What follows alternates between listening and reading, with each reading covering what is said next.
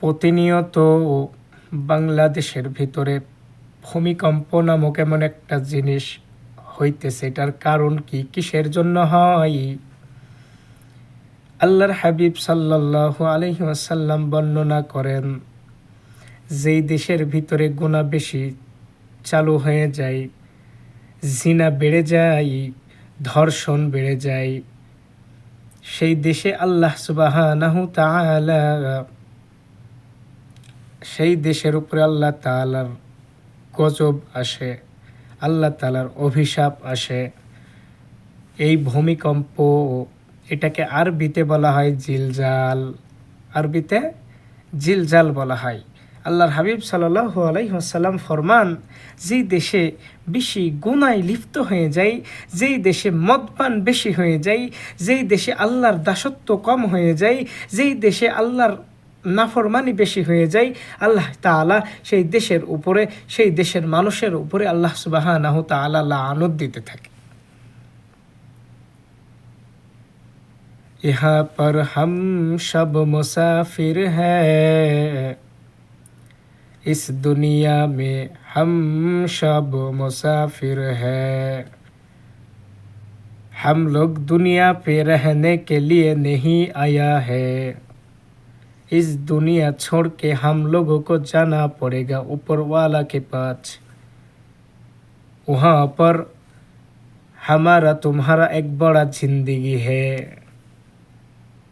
इस दुनिया पे हम लोग रहने के लिए नहीं आया। কবি ডাক দিয়া বলেন, এই দুনিয়ায় আমরা কেউ থাকতে আসি নাই। এই জন্য কবি তার উর্দুতে বর্ণনা করেছেন, ইহা পর হাম সব মুসাফির হ্যায়, কুছ দিন কে লিয়ে আয়া है फिर वापस लौटना पड़ेगा।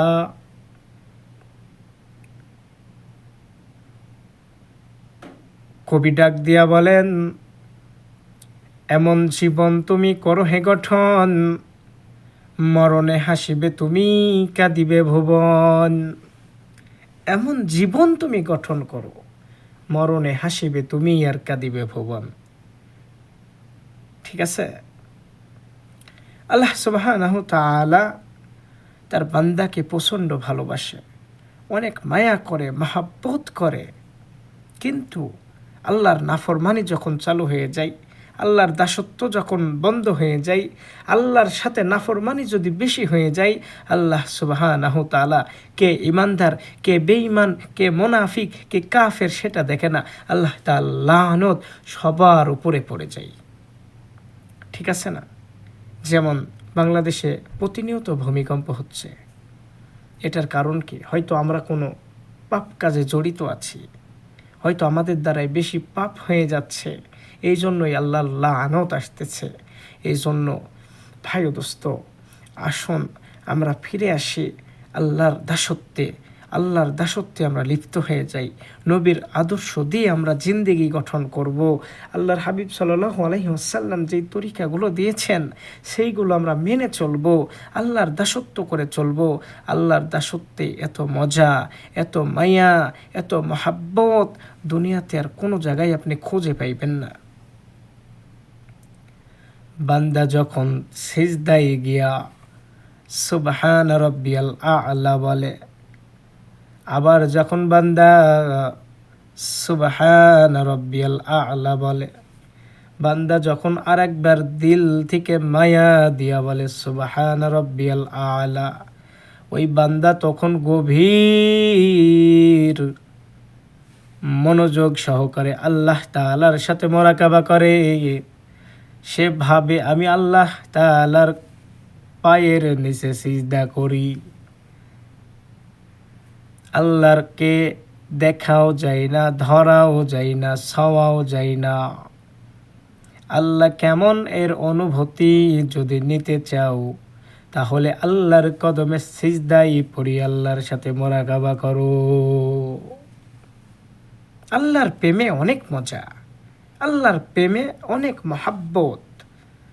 যারা একবার নবীর প্রেমে পড়েছে, যারা একবার নবীওয়ালা হয়েছে, যারা একবার নবীর আদর্শ মেনে নিয়ে বুকে জড়াইয়া নিয়েছে, আল্লাহ তাআলা তাদেরকে দুনিয়াতেও সম্মান দিয়েছেন, আখিরাতেও আল্লাহ তাদেরকে সম্মান দান করবে।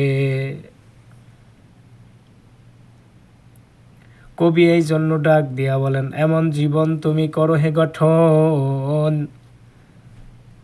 মরণে হাসিবে তুমি, কাঁদিবে ভুবন। এমন জীবন তুমি দুনিয়াতে সাজাও, তোমার দ্বারাই যেন একটা মানুষ নামাজওয়ালা হয়, তোমার দ্বারাই যেন একটা মানুষ কোরআনওয়ালা হয়, তোমার দ্বারাই একটা মানুষ যেন নেক আমল করনেওয়ালা হয়। তুমি এমন আমল করে যাইবা, মরণে হাসিবে তুমি আর কাঁদিবে ভুবন। আল্লাহ তাআলা আমাদেরকে প্রত্যেকটা মানুষকে ঈমানওয়ালা হিসাবে কবুল করুক, নেক আমল করনেওয়ালা হিসেবে কবুল করুক, ভালো কাজ করনেওয়ালা হিসেবে কবুল করুক। উলামা ইকরামদেরকে মহাব্বত করনেওয়ালা আল্লাহ তাআলা আমাদের তৌফিক দান করুক। আমরা নামাজওয়ালা হয়ে যাব। প্রত্যেকটা মানুষকে মৃত্যুবরণ করতে হবে, আমরা প্রত্যেকটা মানুষ ভালো হবে ইনশাআল্লাহ। আল্লাহ তাআলা আমাদের সকলকে নেক আমল করার তৌফিক দান করুক। সকলে পড়ি আমিন।